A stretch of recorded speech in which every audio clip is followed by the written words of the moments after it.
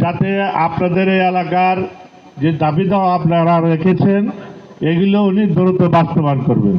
আরেকটা জিনিস মনে রাখতে হবে যে সামনে কিন্তু সিটি কর্পোরেশন নির্বাচন আসছে।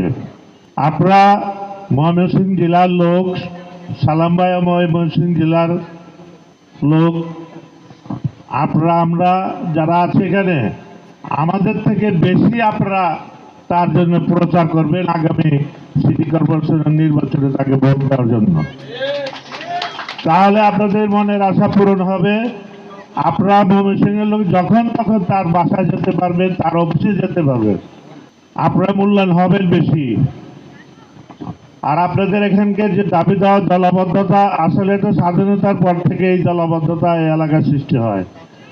আমাদের এলাকাটি ছিল ইউনিয়ন পরিষদ, প্রায় 10 বছর আগে আমাদের এটা সিটি কর্পোরেশন হয়েছে যমুনা নদী পর্যন্ত। এখন আমাদের এই সিটি কর্পোরেশনের এই যমুনা নদী পর্যন্ত বেড়ে যাওয়ার কারণে প্রায় 14 লক্ষ লোক বসবাস এটা সংযুক্ত হওয়ার কারণে সিটি কর্পোরেশনের যে ধারাবাহিক যে উন্নয়ন, সে উন্নয়নটা বিগত সরকার আমলে করে যায় নাই, কেউ করে নাই। আপনারা দোয়া করবেন আগামীতে যাতে আমাদের এই বর্তমান নতুন সরকার জনাব তারেক রহমানের নেতৃত্বে সালাম ভাইকে আগামী মেয়র নির্বাচনকে উনি প্রার্থী দিয়ে এই এলাকা থেকে যদি আমরা ব্যাপক বিপুল ভোটে আমরা জয়যুক্ত করতে পারি তাহলে আমাদের এলাকার উন্নয়ন ব্যাপকভাবে হবে। আপনার ড্যামরায় থাকেন, এখানে বসবাস করেন, তাই এখানকার সুখ দুঃখের সাথে আপনারা জড়িত।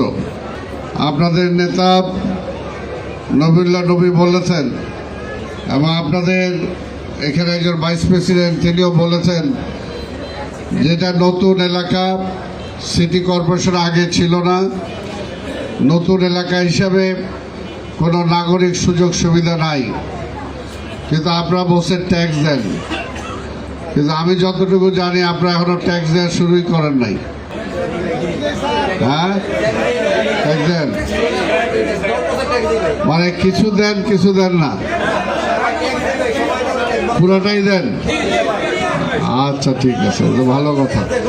এবং যেহেতু আপনারা জানেন যে দীর্ঘদিন এই এলাকাটা মহানগরের মধ্যে ছিল না, তো সেই কারণে এলাকার এখন রাস্তাঘাট তৈরি হবে, বিদ্যুতের পোল লাগবে, আরও যে নাগরিক সুযোগ সুবিধা আছে সেগুলো নিশ্চিত করা হবে, সেটার জন্য সময় লাগবে।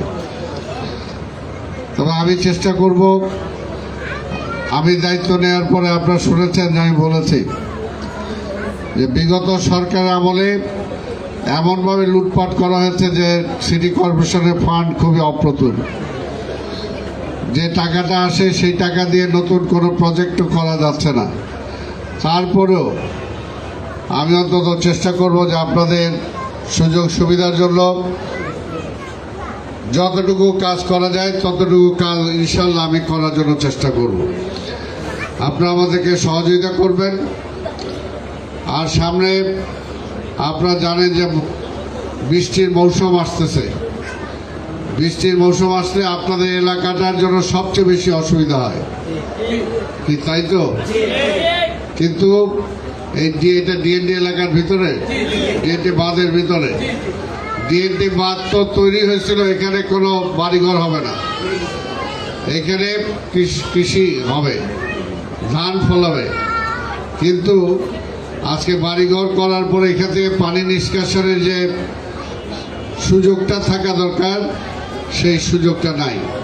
তো আমরা চেষ্টা করছি, আমাদের মাননীয় প্রধানমন্ত্রী জনাব তারেক রহমান তিনিও অনেক ঐকান্তিক, তিনিও চেষ্টা করছেন যে কীভাবে পানিগুলো সরানো যায়, দ্রুততার সাথে সরানো যায়।